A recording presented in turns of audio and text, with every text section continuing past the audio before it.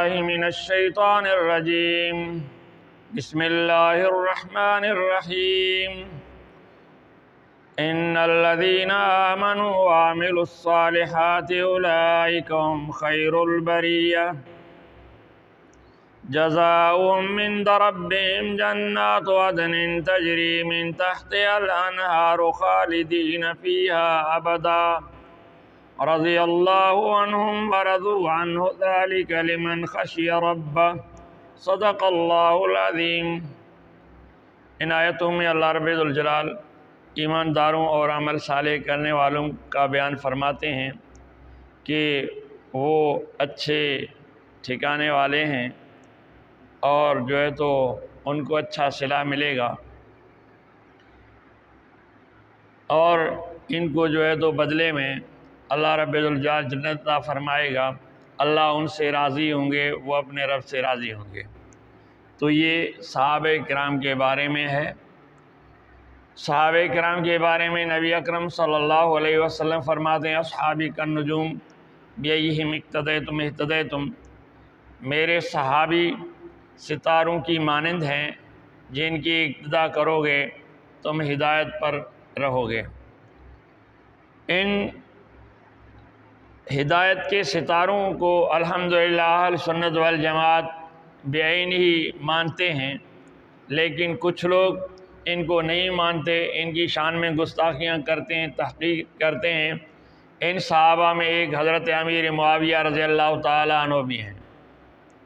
حضرت امیر معاویہ رضی اللہ تعالیٰ عنہ نبی صلی اللہ علیہ وسلم کے رشتہ دار ہیں۔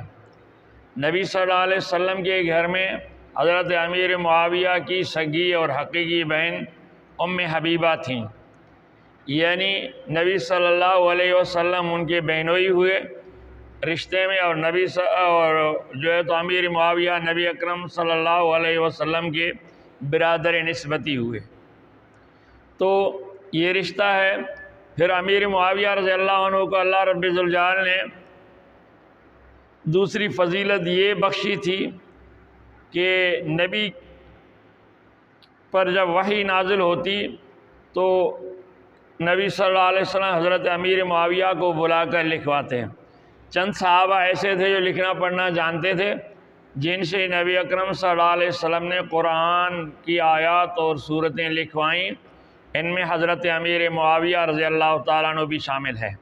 یعنی اگر امیر معاویہ ایسے ویسے ہوتے، اگر ایماندار ہوتے، تو قرآن جیسا کلام اللہ کے نبی اس سے نہ لکھواتے، کیونکہ اگر وہ سچے مسلمان نہ ہوتے، ایماندار نہ ہوتے، تو نبی اس پر اعتماد نہ کرتے اور نبی صلی اللہ علیہ وسلم اس سے نہ لکھواتے۔ تو اسی لیے یہ اس بات کا ثبوت ہے کہ سیدنا امیر معاویہ رضی اللہ تعالیٰ عنہ سچے اور پکے ایماندار مسلمان تھے، اس وجہ سے وہ نبی اکرم صلی اللہ علیہ وسلم کے اعتماد پر پورا اترتے تھے۔ تو اس طرح نبی قرآن مجید کی آیات صورتیں وہی ان سے لکھواتے تھے۔ نبی کی ایک حدیث ہے، اے رب ذوالجلال امیر معاویہ کو ہادی اور مہدی بنا۔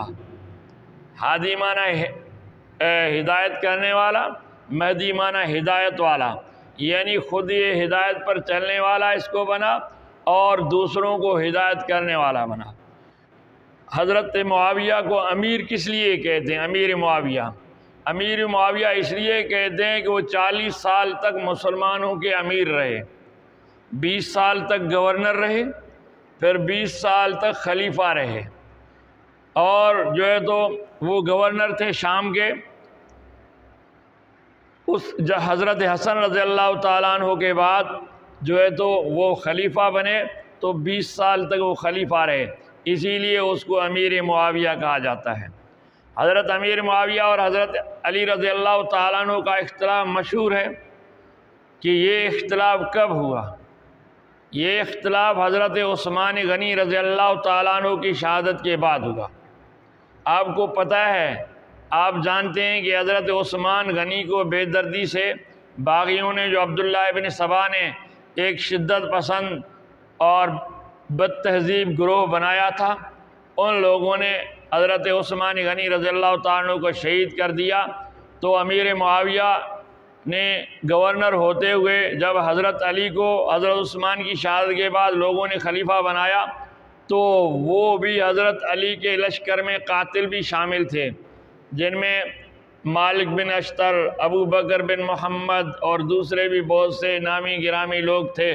تو حضرت امیر معاویہ نے کہا یہ قاتلان عثمان تیرے لشکر میں ہیں، ان کو سزا دے دو۔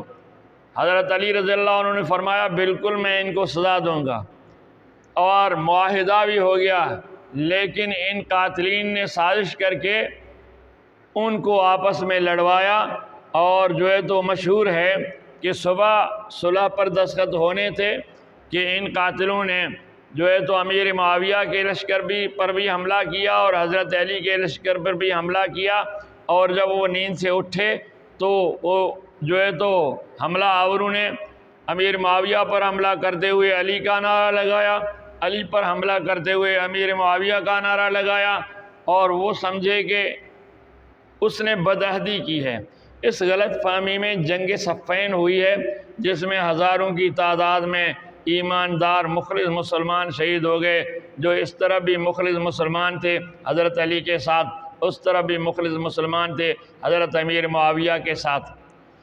اور اس کے بعد جو ہے تو پھر لوگ جو ہے تو حضرت امیر معاویہ کے ساتھ ملتے گئے، کیونکہ اس کا مطالبہ تھا کہ عثمان کے جو ہے تو قاتلوں کو سزا دی جائے، اور مطالبہ برحق تھا اور جائز تھا، کیونکہ یہ قرآن کا بھی حکم ہے کہ قاتل سے قصاص لیا جائے، بدلہ لیا جائے، اور قرآن کے حکم کے مطابق وہ تقاضا کر رہے تھے۔ لیکن حضرت علی رضی اللہ تعالیٰ بھی مجبور تھے، کیونکہ وہ ہزاروں کی تعداد میں تھے۔ یکدم حضرت علی رضی اللہ تعالیٰ ہزاروں کی تعداد کو اگر قتل کرواتے تو ہو سکتا ہے کہ ان میں کچھ بے قصور لوگ بھی آ جاتے۔ اس وجہ سے انہوں نے تحقیق و تفتیش کرنے کے بارے میں کہا ہے، تو دونوں صحیح تھے۔ اب کوئی ہم سے پوچھے کہ بھئی ان دونوں میں سے کون صحیح تھے؟ بابا کسی کے والد اور چچا یا تایا اور والد لڑتے ہیں، یا دادا اور اس کے بھائی لڑتے ہیں۔ اب چھوٹوں کا کام نہیں ہے کہ کہیں یہ حق پر ہے یہ ناحق پر ہے، وہ بڑے ہیں، ان کا معاملہ اللہ جانتا ہے، اور جو ہے تو دونوں کو ہم برحق سمجھیں گے، اور ہم اس کو غلط فہمی سمجھتے ہیں، تو اسی لیے دونوں برحق تھے۔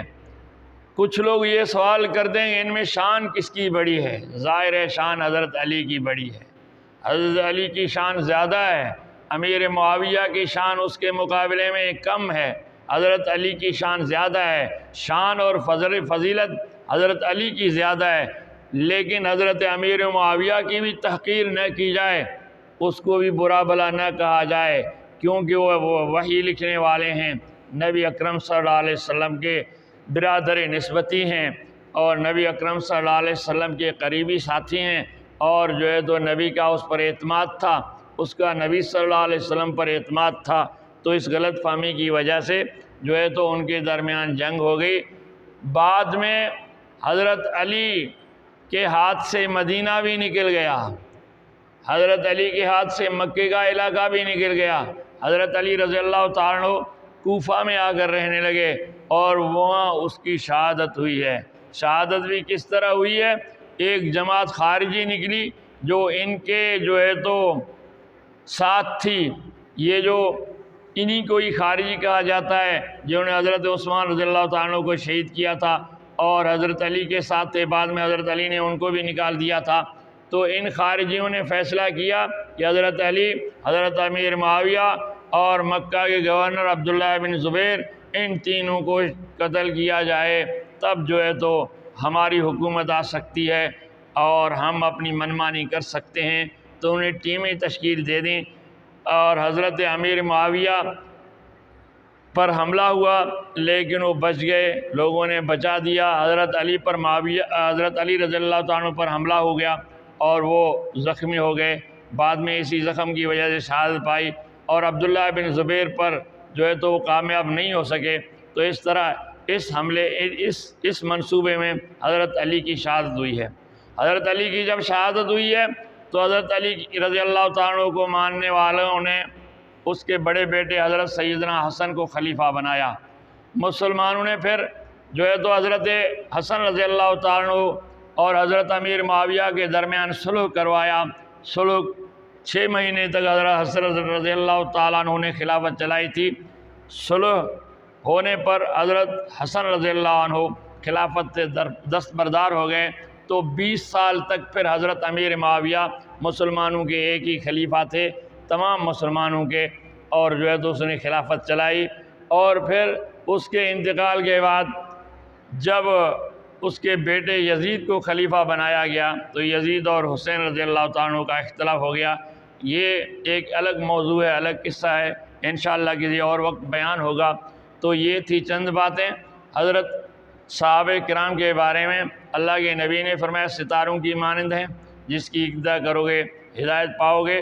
اور اللہ تعالیٰ قرآن مجید میں فرماتے ہیں بے شک وہ لوگ جنہوں نے ایمان لایا اور عمل صالح کیا، اور ان کے لیے جو ہے تو اچھا بدلہ ہے، اور جزاؤہم عند ربہم، ان کے رب کے ہاں ان کے لیے بدلہ ہے۔